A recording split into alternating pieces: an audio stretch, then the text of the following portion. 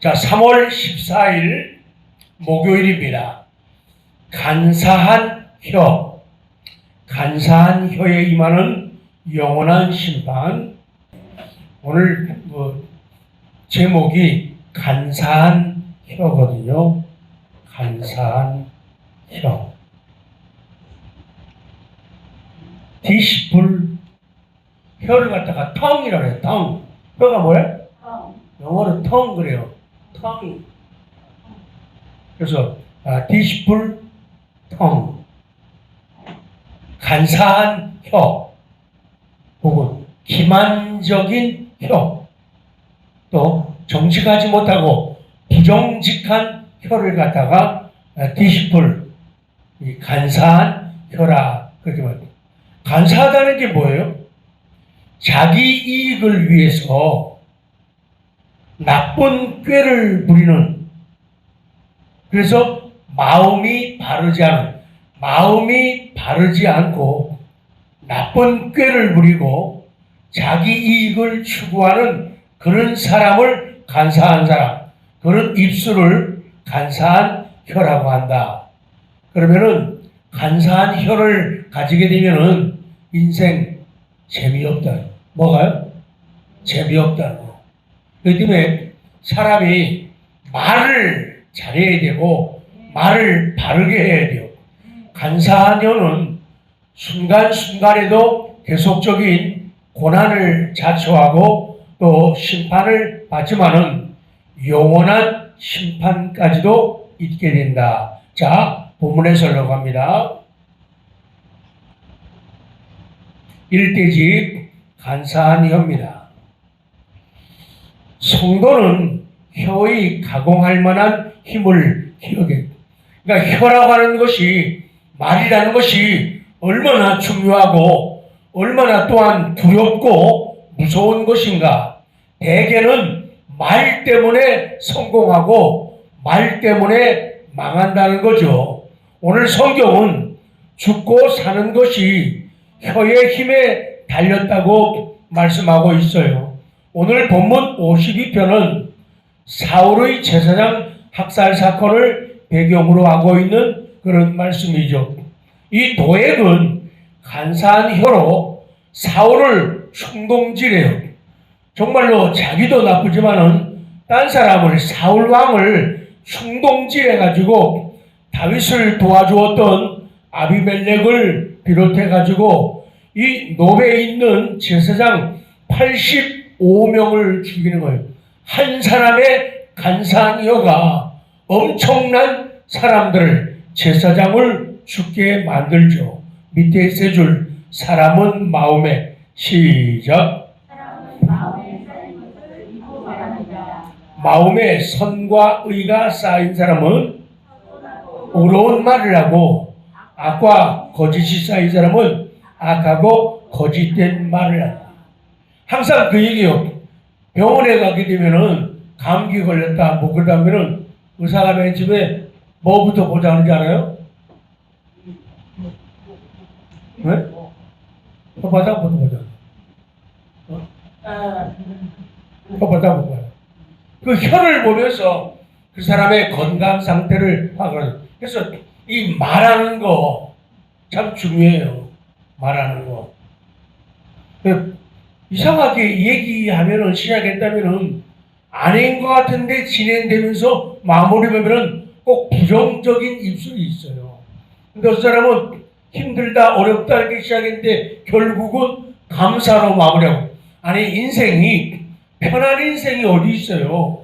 왜냐하면 우리들의 죄 때문에 우리 삶은요 힘들어요. 그리고 언제나 만만하지 않아요. 좋은 일이 있으면 또 어려움이 금방 찾아오고, 그런데 어려움이 와도 우리의 정신력으로, 아니 우리의 믿음으로, 말씀으로 하나씩 풀어가면 또 그것도 재미가 솔솔 나거든요. 그렇기 때문에 우리 인생 가운데 어려움이, 슬픔이 안 찾아올 거라는 그런 생각을 가지면 안 돼요. 사람은 누구나 말, 고난과 역경, 어려움이 없는 사람은 죽은 사람밖에 없어요. 그렇기 때문에 살아있다는 것은 도전이 있는 거예요. 어려움이 있다고 말이죠. 그래서 마음에 선과 의가 쌓인 사람은 당연히 선하고 의로운 말을 할 수밖에 없죠. 그런데 악과 거짓이 쌓인 사람, 이 사람은 악한 말을 하고 거짓된 말을 한다. 자, 건너편 꼭대기에 따라한 다음에 하래요. 아, 큐티 되게 많이 기다렸어요. 시작. 근데 그렇게 슬프게 아니라 이 녹음돼가지고 딱 듣는 사람들이 뭐라 그랬어요. 다시요. 시작. 그랬으면은 첫 번째 큐티 날립니다. 자, 겸손한 마음을 품을 때, 겸손한 마음을 품을 때, 겸손한 마음을 품을 때 오히려 하나님의 백성다운, 오히려 하나님의 백성다운 당당함이 드러난다. 겸손한 마음을 품을 때 오히려 하나님의 백성다운 당당함이 드러난다. 선하고 의로운 말을 할 때, 선하고 의로운 말을 할 때 오히려 하나님의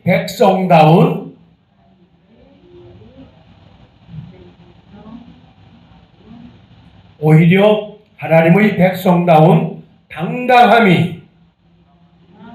당당함이 드러난다. 당당함이 드러난다. 괄호 열고 창세기 47장 7절 그리고 10절.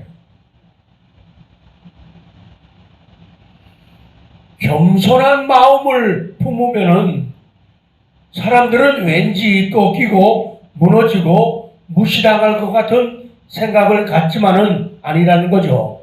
겸손한 마음을 품을 때 오히려 하나님의 백성다운 당당함이 드러나는 거예요. 왜? 그 겸손이 하나님의 백성들의 당당한 모습이거든요. 그리고 말을 하더라도 사람들은 과격한 말을 하거나 심한 말을 하거나 억센 말을 하게 되면은 저 사람 강한 사람이야, 똑똑한 사람이야, 그런 얘기 하지만은 그렇지 않다는 거예요. 그래서 선하고 아름다운 의로운 말을 할 때 오히려 하나님의 백성다운 당당함이 드러납니다. 이게 하나님의 방법이에요. 근데 사람들은 겸손한 마음을 품으면은 무시당한다고 생각해요. 혹 무시당할 수도 있어요. 그러나 궁극적인 승리, 뭐라고요? 궁극적인 승리는 겸손한 마음을 가질 때 나타나게 되고 선하고 어려운 말을 할 때요. 그렇기 때문에 자꾸 세상을 흉내내면 안 돼요. 뭐 하면 안 된다고요? 세상을 흉내내면. 그래서 내가 부드럽게 말하고 따뜻하게 친절하게 말하면은 저것들이 나 무시할 거야. 그럼 내가 무시당할 수 없어. 오기가 나. 이렇게 되면은 지고 들어가는 거예요. 그래서 읽어요. 시작. 겸손한 마음을 품을 때 오히려 하나님의 백성다운 당당함이 드러난다. 선하고 의로운 말을 할 때 오히려 하나님의 백성다운 당당함이 드러난다. 이 창세기 47장 이 7절 말씀을 가면은 이 야곱이 잃어버렸던 요셉을 찾죠. 따라서 애굽으로 가죠. 가가지고 바로 앞에 왕 앞에 나아가요. 그리고는 10절 말씀 보면 뭐가 나오는가 하면은 야곱이 바로에게 축복하고 이렇게 나와요. 야곱이 바로에게 왕에게 적어도요, 비록 나이가 먹었지만은 그리고 왕이 더 높은 사람이지만은 야곱이 바로에게 축복을 하는 거예요. 복을 비는 거예요. 여기 바로 이게 왕이기 때문에 자기는 왕이 아니니까 왕 앞에서 겸손한 모습을 마음을 나타내잖아요. 근데 그것이 차라리 다보다 아니 예를 들어서 자기는 믿음의 사람이에요. 하나님의 사람이에요. 하나님과 대화도 해요. 야곱이 결함도 많지만은 근데 애굽에 바로 왕을 만났단 말이에요. 그러면은 우리 건방 도는 사람들 그러잖아요. 야, 네가 왕이냐? 나 하나님의 아들이야. 어? 그러면서 그들은 배울 수 있단 말이에요. 보면은 당하는 거예요. 겸손한 마음을 품을 때 오히려 야곱이 하나님의 백성다운 당당함이 드러나는 거예요. 왕 앞에 겸손한 마음을 나타낼 수 있는 것, 이것도 당당함이라는 거예요. 그것도 신뢰돼요. 또 아까 적은 거, 선하고 의로운 말, 왕 앞에 선하고 의로운 말을 할 때 오히려 하나님의 백성다운 당당함이. 그래갖고는 선하고 아름다운 말이 뭐냐면은 왕을 이름 없는 노인이 왕을 복을 빌어줬단 말이에요. 축복해줬단 말이에요. 이 정도면 선한 말이고, 이 정도면은 의로운 말이고, 이 정도면은 정말로 멋진 입술이죠. 그렇게 변하는 거예요. 그래서 자식들 만나면 전화만 하고 끝나는 사람들 참 속상해요. 애들하고 전화하게 되면은 그럼 전화 소리, 야, 잘 있었니? 그럼 줄줄 하고 그래. 야, 알았다, 끊어. 잘 살아. 이렇게 끝내지 말고, 전화 또 붙잡고, 신앙의 독담 당연히 해야 되고, 끝나고, 야, 엄마가 기도 한번 해줄게. 오늘은 왠지 너 기도 좀 해주고 싶다. 이렇게 해가지고, 선하고 의로운 말, 축복하는 말을 해주고 끝내는 거예요. 근데 그런 건 앞으로는 전혀 없어. 그때도 없고 지금도 없어. 앞으로도 그러면 안 된다고 해요. 그래서 그렇게 해주란 말이에요. 자, 마지막 2대지. 자, 더 좋아요. 푸른 감람나무와 같은 삶. 같이 갈까요? 세 줄만. 성도는 크게 하셔야지 이 녹음이 돼요. 시작.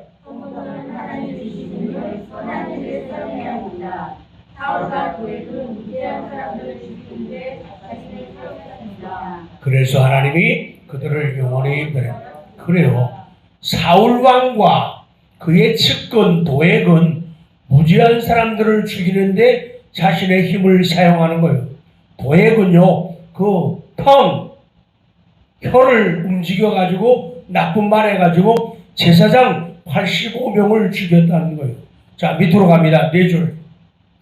감람나무는 시작. 감람나무는 사시사철 푸르고 수백 년 동안 값진 열매를 맺습니다.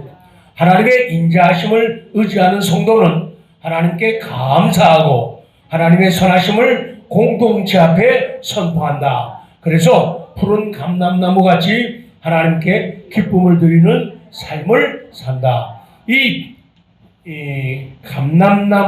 감람나무가 감람과에 속하는 잎이 늘 푸른 상록 교목이죠. 근데 이제 원래는 이 감람나무가 따로 있고 올리브가 더 가까운 해석이라고 합니다. 근데 이 감람나무가 10년에서 14년 지나야지 열매 맺는다니까 좀 늦게 열매를 맺어요. 가끔 우리도 믿음의 사람들도 감람나무처럼 기도하면은 빨리빨리 응답되고 문제가 빨리빨리 해결되고 고통도 금방 없어지고 그럼 얼마나 좋겠어요. 근데 이 감람나무는 10년에서 14년 지나야지 겨우 열매를 맺고 30년 지나야지 뭐라고요? 30년 지나야지 온전한 열매를 맺는다는 거예요. 그리고 그때부터 열매 맺기 시작하면은 오랜 세월 동안을 열매 맺는 것이 이 감람나무는. 그래서 이 감람나무는 큰 복을 상징하고 평화를 상징하는 나무죠. 적습니다. 푸른 감람나무 같은 푸른 감람나무 같은 믿음은 푸른 감람나무 같은 믿음은 사람의 내면에서 시작하여 행위라는 열매를 맺는다. 푸른 감람나무 같은 믿음은 사람의 내면에서 시작하여 행위라는 열매를 맺는다. 괄호 열고 시편 128편 3절.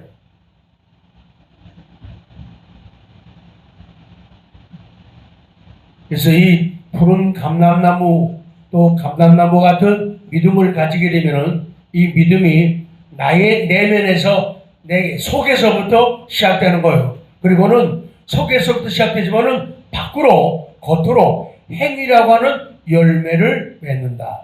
자, 건너편 마지막 큐티입니다. 오늘 제목이 간사한 혀에 임하는 영원한 심판.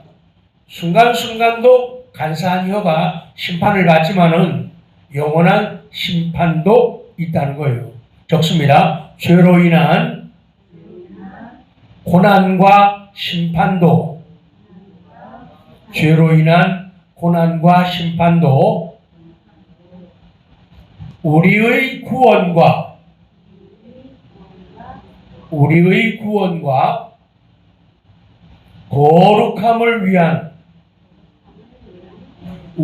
구원과 거룩함을 위한 하나님의 사랑의 징계이다. 죄로 인한 고난과 심판도 우리의 구원과 거룩함을 위한 하나님의 사랑의 징계이다. 예를 들어서 내 잘못으로 어려움을 당하고 말도 듣고 욕도 먹고 매를 맞는다 하더라도 그것은 나의 구원과 거룩함을 위한 것이고, 부모님이 나 잘되라고 지적하고 책망하고 때리기도 하고 불이익을 줄 때도 있지만 그것은 거기에서 벗어나오라는 구원을 위한, 나를 거룩해지라는, 자녀답게 되라는, 사람답게 되라는 거룩함을 위한 하나님의 사랑이고 부모님의 사랑이고 그 사랑의 징계라는 거예요. 그걸 깨닫는 애들은 엄마 아빠한테 말 들으면서 매 맞으면서도 순종하게 되는 거예요. 그렇지 않은 애들은 집을 뛰쳐 나갑니다. 나가서 엄마 아빠 흉을 댔다 많이 봐요. 거기서 차이점. 읽고 마칩니다. 시작. 괄호 열고 에스겔 29장 6절 7절 괄호 닫아요. 자, 읽어요. 시작. 고난과 심판도 우리의 구원과 거룩함을 위한 하나님의 사랑의 징계이다. 그것 자체도 사랑이다. 오늘도 기도합니다.